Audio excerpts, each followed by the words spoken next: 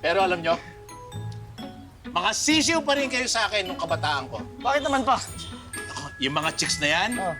naku, lahat yan halos sambahin ako. Talaga ba? Ay, tanungin mo sa mama mo. Totoo ba yan, Ay, ha? naku, hindi ako bibiro. Totoo yan. Oo, ay, naku. Kaya kayo, ha, huwag niyong sasayangin yung kagwapuhan niyo. Collect and collect, pero huwag magseseryoso. Naintindihan? Pabihira ka naman, mahal. Kung ano-ano tinuturo mo sa mga anak mo. Ha? Mga anak, itong tandaan ninyo, ha?